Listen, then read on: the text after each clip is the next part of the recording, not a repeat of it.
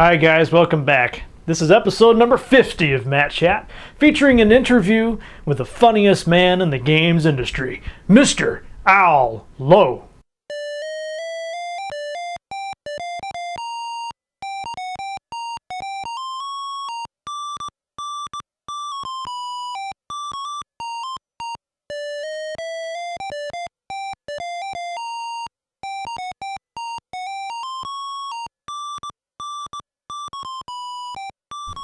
I can remember the first time I ever played Leisure Suit Larry.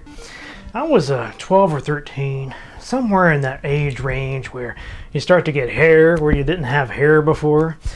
And I'm over at a neighbor's place and we're playing a little Star Control. And, eventually he starts to kind of look around the room like he's, checking to see if his parents are listening. And he kind of leans in and he says, "Matt, I got this other game that we could play. It's my dad's game." Now, when you're that age and a friend says something to you in that tone, you know you're in for something great. And Leisure Suit Larry was definitely great. So he's loading this thing up, and when I first see it, I think, that's kind of like King's Quest, Police Quest. Is that sort of oh my God? You got to keep in mind this is an age before the internet. We weren't surrounded by all this porn the way we are now. You really couldn't have porn. Not just the fact that you didn't have the internet, but the graphics. The graphics technology was such that you just couldn't have that realistic of an image to do that sort of thing. But that's not what Al Lowe was doing. This is not an X-rated game. This is more of an R-rated comedy. And boy, is it funny. We were laughing so hard at this that it literally hurt. And even after all these years, I was playing it again this morning, and these gags, some of these gags are just absolutely hilarious. Al is a very funny guy. And it was my great pleasure to get to sit down with him and talk to him about Leisure Suit Larry and comedy and all manner of topics. He's got some wonderful things to say. So it's without further ado, let me introduce to you Al Lowe.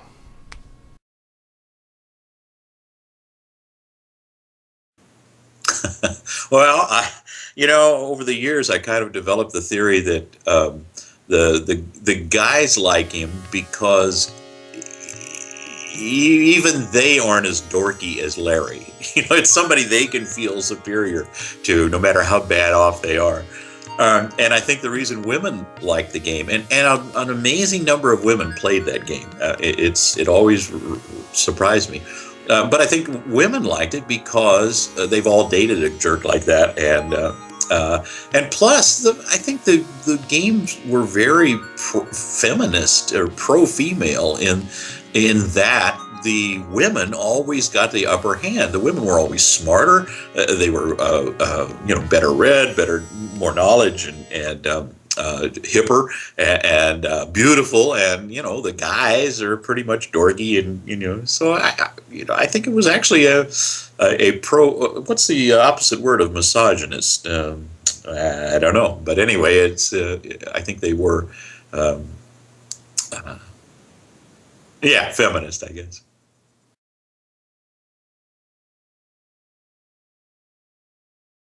Ken and I were at lunch one day. We were talking about, well, what can I do? And he said, soft porn was a huge seller back in the day. It was a big success. And he said, maybe we should do that in our modern, 3D interpreter that we have now, which, of course, wasn't really 3D, but was a series of planes. I think we had 12 planes that you could walk on. So anyway, I said, well, let me take a look at it this week, and we'll meet for lunch again next week. So I took it home and pulled it out of the drawer and played the game, and it was like, oh my God, this thing. And so I went back and reported to him, this game is so out of touch, it should be wearing a leisure suit. And I got a laugh. I mean, it was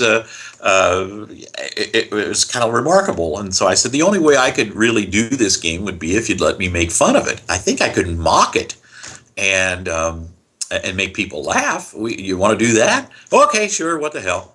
Yeah, try it. See what happens. And so that was about the whole sales pitch. That was the entire meeting that we had concerning that product.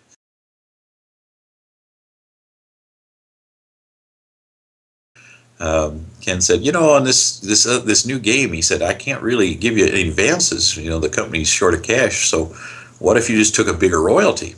And I said, okay, sure. What do I know? I'm stupid. So sure, I'll do whatever you say, Ken. So he gave me a contract with a huge royalty rate, and of course, when the game shipped, it was the worst selling game in the history of the company. Everybody was afraid to sell it. The sales team thought it was racy and nasty. And at the time, I think Radioshack was a third of Sierra's sales. Imagine that. They were the Walmart of the 80s. But they had a born again Christian as CEO, and the guys who approved software for Radioshack were afraid to even put Leisure Suit Larry in their shop to look at it because they might get caught and all get fired. So Radioshack sales were totally out. At the time, Sierra was broke and they had no money for marketing or sales. So when the game shipped, it was the worst selling title in the history of the company. I think it sold 4,000 copies the first month. And I looked at this and all this stuff, and rather than go in and demand that they sell it harder or demand more marketing budget or any of that stuff, I was too naive and stupid to do any of that. So I just said, well, I got to make some money somehow. What else can we? Oh, we'll work on Police Quest. Police Quest needs help. So I quickly jumped over and started working on Police Quest 1 and cleaned up that code, and we got that shipped in time for Christmas. So I kind of ignored Larry, but what I realized later was that every month Larry's sales doubled, and it did that for like a year. There's a soft sell hot list for sales during the week of July 18th, 1988. And Larry is, I think, it's number 3 with a bullet. It's a fast rising game, and it's only been on the market for 52 weeks. So it was a different time then. A game had shelf life. It had time to progress and gain a popularity that now, if a game goes out and doesn't sell the first weekend or the first week, it's kind of moved over to the cheaper seats and then down to the bargain bin before it ever has a chance to develop a following.